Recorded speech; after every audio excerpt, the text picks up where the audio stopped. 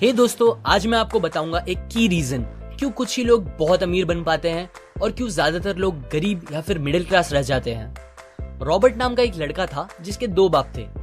अब आप कुछ गलत मत समझिए, पहला उसका खुद का था पर दूसरा उसके दोस्त का बाप था जिसे वो अपना मुंह बोला बाप मानता था। पहले वाले ने पीएचडी की थी पर दूसरे ने कभी 8th भी पास नहीं की थी।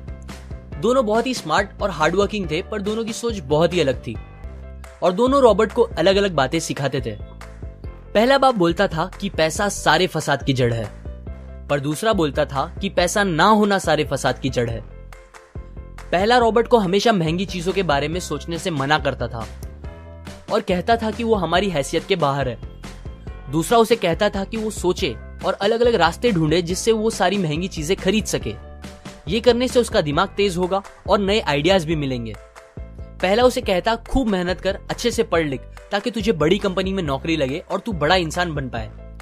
दूसरा कहता था तू खूब पढ़ मेहनत कर पर खुद की कंपनी खोल ताकि तू खूब सारी नौकरियां लोगों को दे पाए। रॉबर्ट के पास एक एडवांटेज था, उसने अपने दोनों बापों को अपनी अलग अलग सोच के साथ बढ़ते और उनकी तरक्की देखी। उसने अपना दिमाग लगाया और अपने दूसरे बाप की बातें मानी और फॉलो की, जो कि बाद में मायामी फ्लोरिडा का सबसे अमीर इंसान बना और उसकी सिखाई बातों से उसने खुद करोड़ों कमाए, जबकि उसका पहला बाप जिंदगी भर गरीब रह गया। सबसे इंपॉर्टेंट बातों में से एक बात जो रॉबर्ट ने अपने अमीर बाप से सीखी वो थी फाइनेंशियल लिटरेसी, जिसका मतलब है एसेट्स और लायबिलिटीज के बीच का डिफरेंस जानना। अब आप गौर से सुनिए, ये नॉर्मल कॉमर्स में सिखाए गए मीनिंग से थोड़ा अलग है। रॉबर्ट ने काफी इजी शब्दों में उसका मीनिंग बताया है, जो कि कुछ ऐसा है।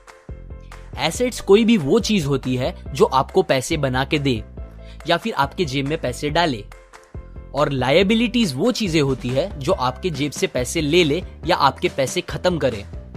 अमीर लोग इसीलिए अमीर होते हैं बिकॉज वो अपने एसेट्स बनाते हैं, जबकि मिडिल क्लास लोग बस लायबिलिटीज पे खर्च करते हैं।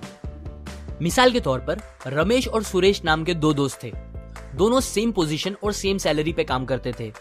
जब भी उन्हें सैलरी मिलती, रमेश अपनी सैलरी से नए कपड़े, नए गैजेट्स, नया फोन, बाइक या कार ऐसी चीजें खरीदता था जो उसे अमीर जैसा फील कराती थी। पर वो ये नहीं समझता था कि ये सारी चीजें लायबिलिटीज है जो उसके पैसे उससे ले रही है, ना कि बस जब वो उन्हें खरीदता है तब, बल्कि आगे भी मेंटेनेंस वगैरह के लिए, जिसकी वैल्यू वक्त के साथ कम हो जाएगी और ना ही वो उससे आगे कुछ पैसों का प्रॉफिट देगी। बट सुरेश ऐसा नहीं था। वो ये सारी चीजें नहीं खरीदता था जब तक कि उसके लिए बहुत जरूरी ना हो वो चीज खरीदना।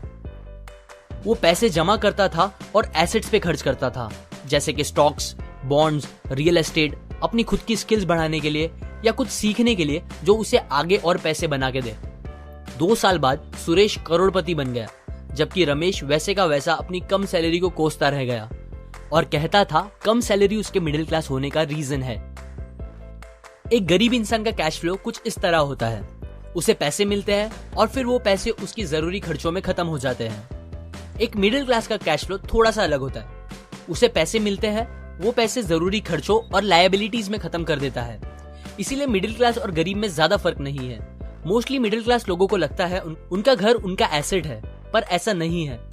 आपका घर आपको पैसे बना के नहीं देता अनलेस आप उसको भाड़े पे दो, जबकि अमीर लोगों का कैश फ्लो ऐसा होता है, उन्हें पैसे मिलते हैं, वो उस पैसों से अपने एसेट्स बनाते हैं पहले और फिर उससे बने पैसों से खर्चा करते हैं। इसीलिए वो अमीर होते जाते हैं क्योंकि उनके इनकम के सोर्स बढ़ते जाते हैं।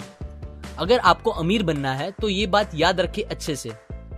इस बात से फर्क नहीं पड़ता कि आप कितना कमा रहे हैं, बल्कि आप उन पैसों को कैसे और कहां खर्च कर रहे हैं, ये इंपॉर्टेंट है। आपको कंज्यूमर की सोच से बाहर आकर इन्वेस्टर की सोच अपनानी पड़ेगी। लोग कंप्लेन करते हैं उनकी खराब कंडीशन का रीजन उनकी कम सैलरी है, और सैलरी बढ़ेगी तो वो आराम से रहेंगे।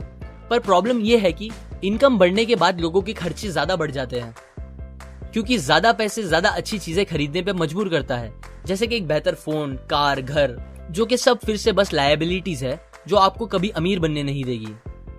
ये बातें मैंने रॉबर्ट कियोसाकी की book rich dad poor dad से पढ़ी है, जो वो पहली बुक थी जिसने मेरी सोच चेंज की और बेहतर बनाई। अगर आपको ये बातें अच्छी लगी तो लाइक करें, अपने व्यूज कमेंट करें और फाइनली सब्सक्राइब करें। मैं आपको ऐसी काम की बातें जो मैंने दुनिया के कुछ सबसे समझदार लोगों से सीखी है शेयर करूंगा, जो आपको सक्सेसफुल बनने में मदद करेगी। और आखिर में थैंक्स फॉर वॉचिंग।